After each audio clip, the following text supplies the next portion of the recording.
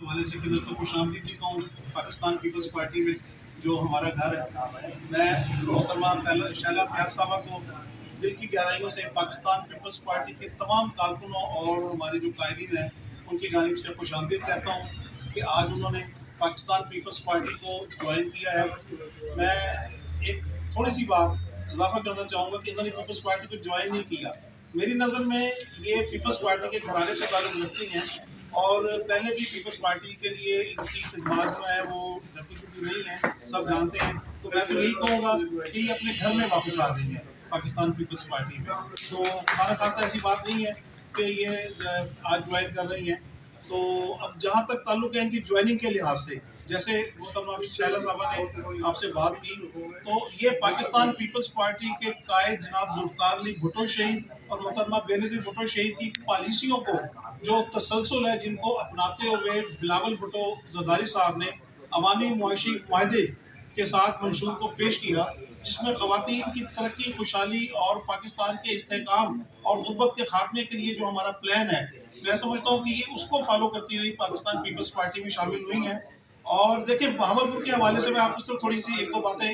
Repeat करूँगा जो मैं पहले भी करता रह चुका हूँ या मेरे दीगर साथी भी करते हैं कि बहावलपुर की तरक्की और खुशहाली के लिए अगर नुमाया कारकर्दगी को आप जांचें तो सिर्फ पाकिस्तान पीपल्स पार्टी का नाम सामने आएगा। पाकिस्तान पीपल्स पार्टी के अलावा वो लोग जो कई दहाइयों तक बहावलपुर पर किसी भी तरह सिलेक्टेड ब्रॉडले बनकर मुसल्लत रहे, उन्होंने पाकिस्तान पीपल्स पार्टी के अलावा कोई कारनामा यहाँ अंजाम नहीं दिया। देखिए, इस्लामिया यूनिवर्सिटी बहावलपुर, जहाँ के मैं भी तालिब इल्म रहा हूँ और मेरे साथ बैठे हुए सब दोस्त वहाँ के तालीम याफ्ता हैं, वो अगर हमें यूनिवर्सिटी मिली तो जुल्फ़िकार अली भुट्टो शहीद का तोहफा था। कायद-ए-आज़म मेडिकल कॉलेज, जहाँ अगर हम बीमार हो जाएं, जहाँ में आला सहूलियात इलाज और मुआलजे की दस्तयाब हैं, वो पीपल्स पार्टी ने दी। हमें और आपको शऊर देने के लिए रेडियो पाकिस्तान का तोहफा जुल्फ़िकार अली भुट्टो ने दिया।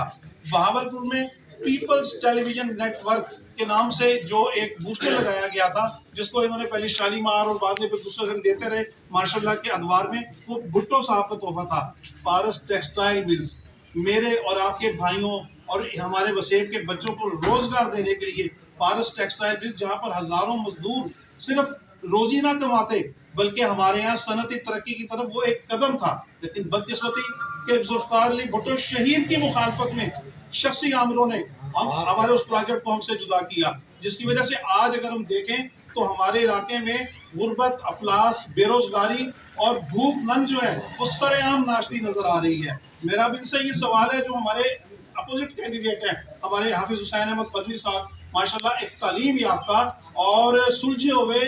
नेक नीयत इंसान है। आप उनके मुकाबले पर देख लें, दोनों साहबान जो कौमी असम्बली का इलेक्शन लड़ रहे हैं किसी भी प्लेटफॉर्म से, मेरा ख्याल है कि मीडिया के लोग, अकरम नासिर साहब मेरे बड़े भाई हैं, हमसे सीनियर भी हैं, कि जब हम स्टूडेंट लाइफ में सुई गैस भूल गए आप। जी जी सुई गैस भी बात करता हूँ मैं, कि वो इसलिए छोड़ दी बात के, फिर लंबी बात हो जाती है। आपने इतराज कर दिया था कि जी मेरी बात सुन लें हाशमी साहब, तो दोनों अब गुजरा यहाँ पे इलेक्शन लड़ रहे हैं, उन्होंने कौन सा तोहफा दिया या उनकी हुकूमत ने कौन सा तोहफा दिया? हत्ता कि जो एक वजीर साहब साबिक यहाँ पे इलेक्शन लड़ रहे हैं, उनकी पार्टी के एक करता धरता साबिक वफाकी वजीर, जो आपके और हमारे सरों पर सिलेक्टेड लाडले होकर अपने मजे लूटते रहे, अब गवर्नर पंजाब हैं, उन्होंने क्या दिया हमें बहावलपुर में? वो कहते थे जी बहावलपुर को मीठे पानी का तोहफा देना चाहिए, हम झील बनाकर देंगे। और जनाब आपने तो कोई फिल्टर प्लांट ही नहीं लगाया, कोई फिल्टर प्लांट भी लगाया तो भी कमीशन ज़्यादा यहाँ पे लगाए, जो दूसरे दिन ही फेल हो गए। तो ये बातें हैं जो पीपल्स पार्टी को मुमताज़ करती हैं। तो आपके तवस्सुत से और मोहतरमा शैला फयाज साहब को खुशामदीद कहते हुए, मैं अहले बहावलपुर के जो मेरे वसेब के दोस्त हैं, मेरे साथी हैं, मेरे भाई हैं, मेरे बच्चे हैं, उनसे ये गुजारिश करूँगा कि पाकिस्तान पीपल्स पार्टी के कैंडिडेट्स को